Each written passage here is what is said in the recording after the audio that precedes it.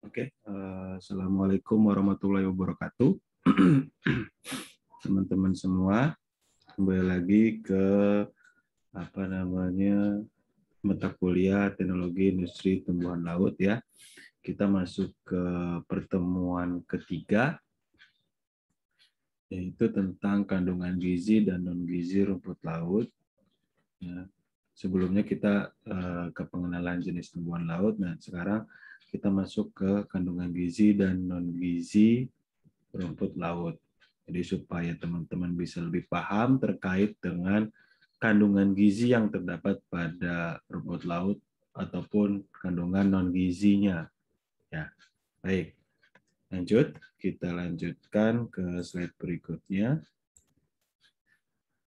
Nah, untuk teman-teman ketahui bahwa di dalam seaweed ini atau rumput laut ini terdapat 3 bagian ya. Saya bagi 3 bagian menjadi makronutrien, kemudian mikronutrien dan non-nutrien.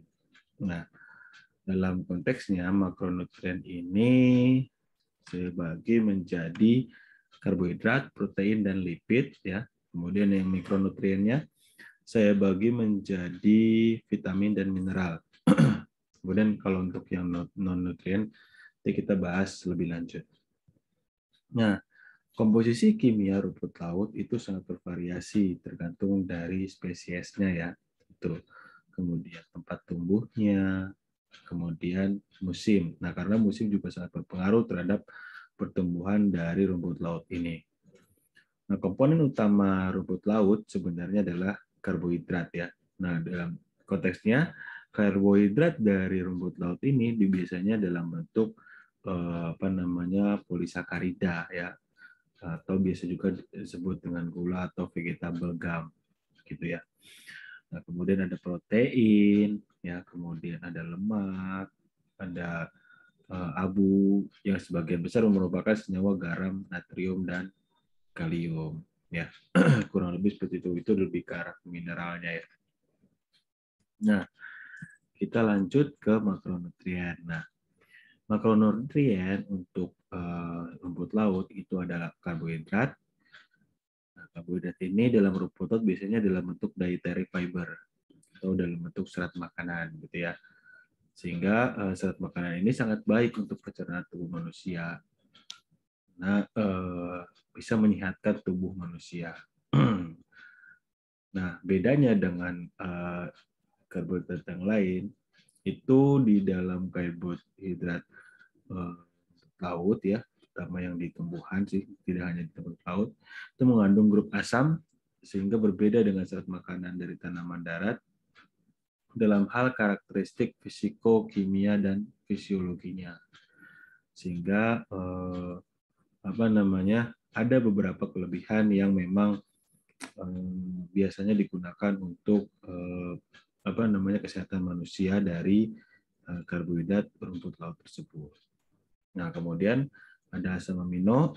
Asam amino pada rumput laut bertanggung jawab terhadap rasa biasanya ya. Nah, pada rumput laut contohnya Porphyra iezoensis atau yang biasa digunakan untuk nori ya, nori dari Jepang asli ya. Itu mengandung asam glutamat, alanin, taurin, dan asam aspartat. Nah, komponen utamanya yang paling banyak adalah asam glutamat ya. Asam glutamat ini yang menyebabkan rasa dari nori atau Porphyra iezoensis ini itu menjadi umami atau gurih pada produknya ya, kurang lebih seperti itu. Nah, kemudian asam lemak juga ada ya. Di sini asam lemak rumput laut berbeda dengan asam lemak yang berasal dari tanaman atau tumbuhan darat. Nah, asam lemak rumput laut ini lebih kaya asam lemak tak jenuhnya atau pufanya seperti EPA, kemudian BHA gitu ya. Nah, terutama untuk yang EPA ya, ini masih banyak terdapat pada rumput laut jenis Porphyra iezoensis. Sehingga kalau teman-teman mau penelitian ke arah asam lemak atau asam amino atau kandungan gizi yang terdapat pada rumput laut, Itu teman-teman bisa cek aja. Kita bisa tahu di asam lemak atau asam aminonya itu memiliki ciri khas yang berbeda, atau karbohidratnya pun juga memiliki ciri khas yang berbeda dari kebanyakan tumbuhan yang ada di darat ataupun hewan ya, kurang lebih seperti itu. Sehingga punya kelebihan tersendiri kalau untuk makronutrien dari rumput laut. Nah, ini sedikit gambaran di mana nilai-nilai yang ada di dalam sini. Kita bisa cek ya untuk untuk jenis rumput lautnya, kita bisa cek di produknya adalah dalam bentuk kering ya, dalam bentuk kering. Nah, ini kalau untuk Gelidium ini dalam bentuk agar-agar ya. Dalam agar-agar ini udah pasti dietary fibernya itu 100%, 100 gram per 100 gram ya. Jadi sangat sangat berpengaruh sekali ya, karena agar-agarnya juga merupakan zat makanan kurang lebih. Nah, kalau kita ngomongin terkait dengan propyrayozoensis ini untuk yang di dry ya atau di keringkan,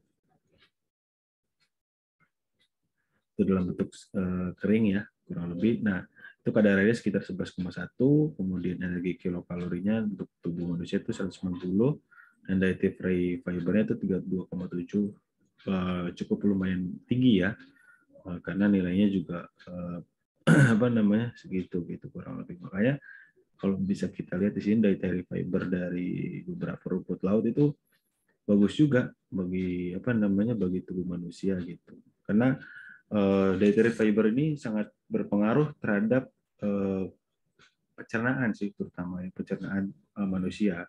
Karena kita juga butuh untuk serat makanan. Untuk apa? Untuk pencernaan ya. Jadi kalau misalkan teman-teman ada pernah merasakan sembelit dan segala macamnya gitu ya, itu memang kekurangan serat makanan. Sehingga kalau misalkan ditambahkan dengan, kalau kita sering mengonsumsi rumput laut, dengan kata lain serat makanan pencernaan kita akan lebih bagus gitu ya, karena adanya serat makanan tadi. Nah, ini ilustrasinya kurang lebih ya, nanti kalau misalkan teman-teman masuk nih, nah ini dari kita ngomongin dari karbohidrat tuh, itu bisa masuk ke dalam sini, dan ini memang sangat berpengaruh terhadap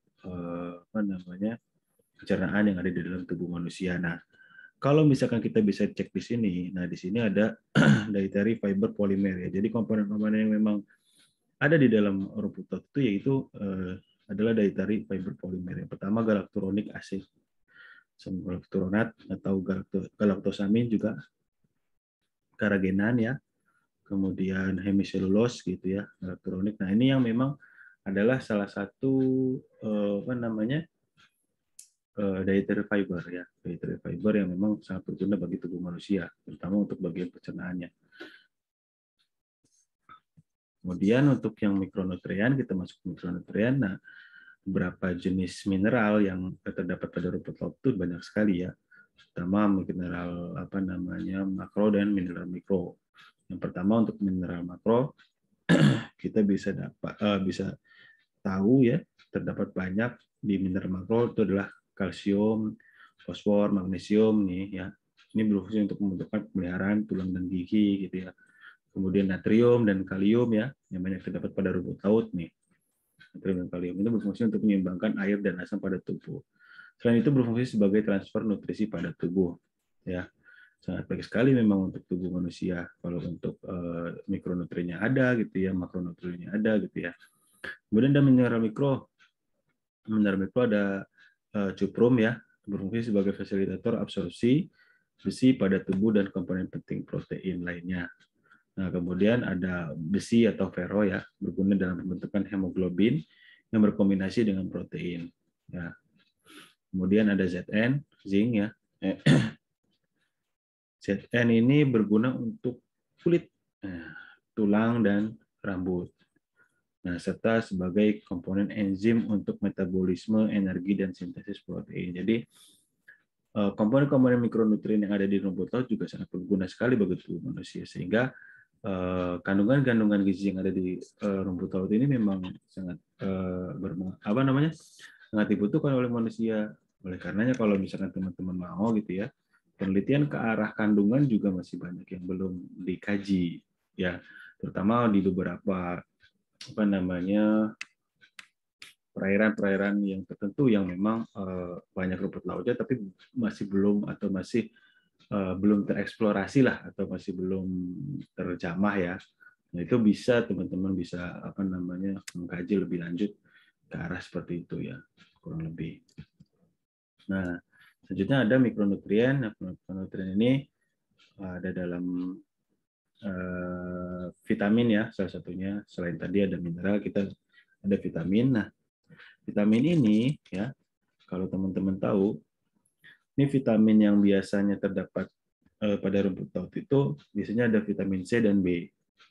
Nah, sedangkan untuk vitamin A, D, E, K itu agak sedikit ya.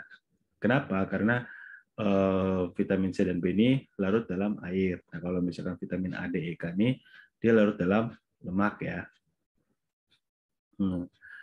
Nah, itu dasarkan dari tempat hidup rumput laut yang memang terendam dalam air, sehingga vitamin yang paling banyak adalah vitamin dalam air. Itu kan tadi saya sudah bilang seperti itu.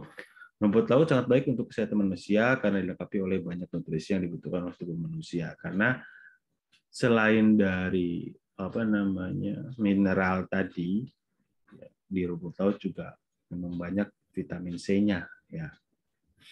Biasanya seperti itu. Nah, kemudian ada kandungan nutriennya. Salah satunya adalah polifenol ya. Ini lebih ke arah nanti antioksidan, bioaktif dan segala macamnya. Ini bukan merupakan komponen gizi. Polifenol itu bukan merupakan komponen gizi. Utamanya biasanya fungsinya sebagai antioksidan ya, katekin dan turunannya seperti pada teh hijau lah, kurang lebih seperti itu. Jadi lebih ke arah zat bioaktif lah. Nah, itu sebenarnya tidak banyak dibutuhkan oleh tubuh si rumput laut karena dia adalah sifatnya metabolit sekunder. Nah, kalau misalkan untuk manusianya memang biasanya dibutuhkan, tapi biasanya tidak banyak, tidak terlalu banyak ya kalau untuk komponen non nutrien. Nah, tapi gunanya sangat sangat bagus sekali untuk tubuh ya. Seperti tadi sebagai antioksidan ya. Karena antioksidan ini sangat penting bagi tubuh manusia, apalagi terkena beberapa paparan-paparan yang radikal bebas. Nah, sehingga kalau misalkan banyak terdapat radikal bebas, terutama di perkotaan ya, yang memang banyak asap gitu ya, kemudian sinar matahari yang langsung gitu ya. Nah, itu wajib sering-sering mengonsumsi antioksidan, karena antioksidan ini untuk menangkal radikal bebas ya. Nah, selain itu semua, rumput laut juga sebenarnya memiliki komponen ya hidrokoloid ya, atau dengan kata lain secara garis besar kita bisa melihat nih komponen hidrokoloid dari rumput laut apa gitu ya. Nah, yang memiliki komponen hidrokoloid atau penghasil hidrokoloid adalah yang pertama, rumput laut menghasil agar-agar ya, atau agaropit ya. Nah, itu biasanya dari rumput laut merah. Yang pertama dari genus Gracilaria, kemudian Gelidium, Gelidiopsis, dan kemudian Hypnea. Ya, itu memiliki kandungan agar-agar. Nah, kemudian untuk yang kedua ada penghasil karagenan. Nah, penghasil karagenan itu bisa dibilang karagenopit ya. Biasanya dalam bentuk rumput laut merah ya. Terus genusnya juga genus Aukema gitu ya. Ada Aukema spinosum, Aukema cottoni atau Capapicus alvarezi ya, kemudian Aukema striatum ya. Itu yang memang memiliki karagenopit ya, atau karagenan ya. Kemudian ada rumput laut penghasil alginat ya, atau algin. Nah, itu salah satunya atau lebih banyaknya lebih ke arah ke rumput laut coklat ya, rumput laut coklat seperti Sargassum, kemudian Macrocystis, Mesonia gitu ya, kemudian Turbinaria gitu ya. Itu yang memang banyak ke arah penghasil alginat gitu.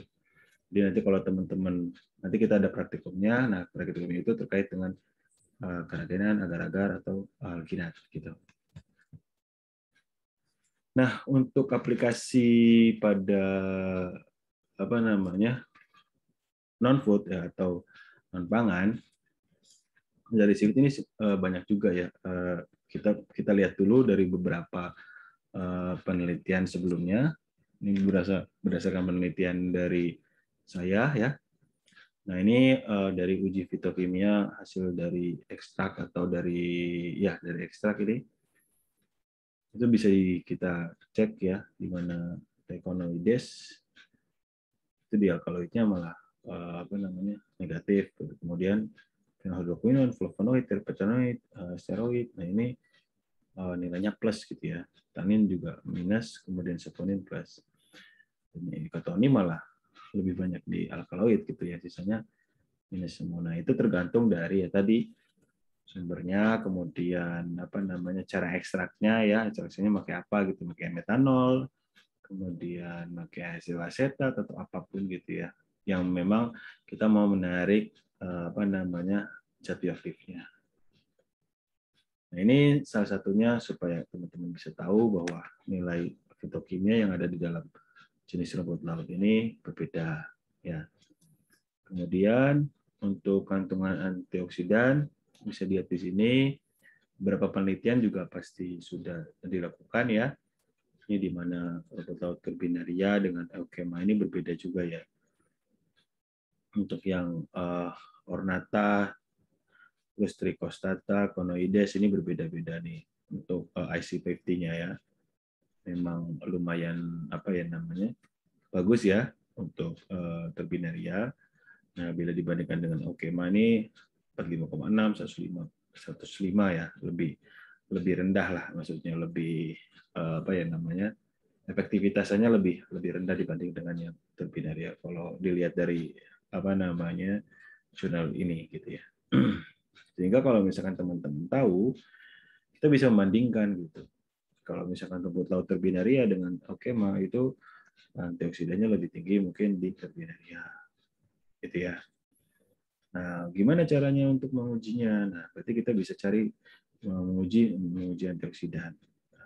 Selain menguji antioksidan, nah parameter antioksidan itu misalkan kandungan antioksidan itu bukan hanya antioksidan saja, misalkan polifenolnya tadi ya saya bilang, ada polifenolnya, ada macam-macam lah, misalkan flavonoidnya gitu, total flavonoid misalkan, ya gitu. Dan vitamin C-nya kita mau cek gitu ya, komponen-komponen yang memang memiliki aktivitas antioksidan. Itu yang memang harus kita kaji juga gitu. Sehingga kalau misalkan teman-teman tahu, kalau kita cuma uji antioksidan saja itu kan hanya cuman komponen antioksidannya saja gitu ya.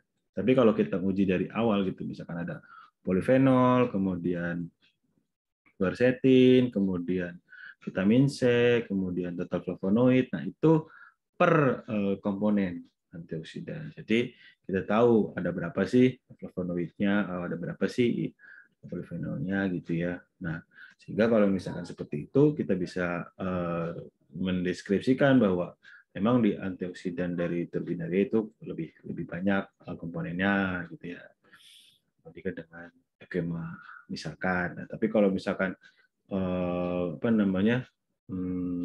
nilainya lebih kecil gitu ya, atau jumlahnya lebih kecil, berarti komponennya atau kandungan dari polifenolnya lebih tinggi dibandingkan dengan yang lain gitu, atau yang dibandingkannya. Nah, ini jenis-jenis rumput laut coklat yang biasa digunakan sebagai bahan-bahan kosmetik, farmaseutik gitu ya, atau nutracetik gitu ya. Nah, itu biasanya dibuat dalam bentuk sediaan krim ya. Krim ini bisa macam-macam, bisa kita mau bikin body lotion, bikin skincare, atau sunscreen gitu ya. Macam-macam pokoknya. Ada face cream gitu ya. Nah, ini yang di rumput laut coklat ada beberapa dari beberapa jurnal. Ini ada Calvetia canaliculata, jenis rumput lautnya, kemudian Porphyra umbilicalis ya, Porphyra ini kurang lebih, Haridris siliquosa, ini rumput lautnya jenis-jenisnya. Nah, itu semua nanti bisa kalian cek gitu ya. Tidak hanya ini, sebenarnya banyak sekali rumput laut coklat ini yang bisa dijadikan krim gitu ya. Itu kalau misalkan sudah dibuat krim, nah baru kita mau dijadikan apa gitu ya. Krimnya dalam bentuk misalkan body lotion, jadi face cream, skin lotion, itu kemudian sunscreen ya, kemudian apalagi misalkan body scrub gitu ya. Nah, itu bisa diselaraskan tergantung dari apa yang kita mau uji gitu ya. Kurang lebih seperti itu tergantung dari penelitiannya. Nah, beberapa produk non-food atau produk non-pangan, nah itu dari rumput laut yang pertama ada krim anti-aging ya, yang teman-teman tahu. Nah, kemudian facial cream, beberapa penelitian dari Campo et al. Ya. Kemudian pasta gigi juga bisa ya digunakan sebagai bahan untuk pasta gigi, penelitiannya misalkan tentang pasta gigi, tonik rambut ya. Jadi untuk apa namanya? Ya tonik, kemudian stabil pada sabun ya karena apa namanya? Untuk emulsifier lah minimal kurang lebih seperti itu atau healing again atau apa namanya ya? Stabilizer gitu ya. Itu di sabun juga bisa ya aplikasinya. Kemudian skin lotion ya, skin lotion itu buat apa namanya kulit. Kemudian krim tabir surya ya. Nah ini yang sering dilakukan atau digunakan dari beberapa penelitian ini juga biasanya digunakan oleh apa namanya orang-orang farmasi gitu ya rumput laut ini. Nah yang paling banyak biasanya orang-orang itu lebih ke arah Capabicus alvarezi atau Ecoma contoni. Nah, tapi lambat laut sekarang sudah mulai banyak yang mengeksplorasinya gitu ya. Lebih ke arah rumput laut coklat, kemudian rumput laut hijau gitu ya. Karena memang kalau menurut beberapa penelitian di rumput laut hijau, kemudian rumput laut coklat itu malah lebih tinggi apa namanya kandungan-kandungan seperti antioksidannya, kemudian komponen-komponen bioaktif lainnya gitu. Makanya kalau memang apa namanya berminat terkait dengan hal ini, coba teman-teman cek gitu ya beberapa rumput laut yang ada di sekitar lah, misalkan di Anyer, kemudian di Bayah di bawah gitu ya. Itu coba cek ada berapa jenis dan kira-kira bisa nggak dijadikan sebagai sebuah apa namanya penelitian gitu ya, sebuah apa sih namanya sebuah ide untuk dilakukan penelitian. Misalkan untuk produk pangan juga boleh ya, seperti kayak bikin mie atau bikin roti atau bikin apapun yang memang bisa dijadikan sebagai salah satu produk substitusi ya. Karena misalkan kayak tepung terigu ya, tepung terigu itu kita kan impor nih biasanya karena dia dari gandum. Kalau misalkan mau mungkin teman-teman bisa bikin tepung dari rumput laut ya sebagai pengganti dari tepung terigu tersebut. Nah, mungkin itu saja. Jika ada pertanyaan dan apa namanya lain halnya, bisa nanti teman-teman chat via WA ya kepada saya atau bisa chat di Espada. Kurang lebih seperti itu apa namanya pertemuan yang ketiga ini. Oke, kurang lebihnya saya mohon maaf. Assalamualaikum warahmatullahi wabarakatuh.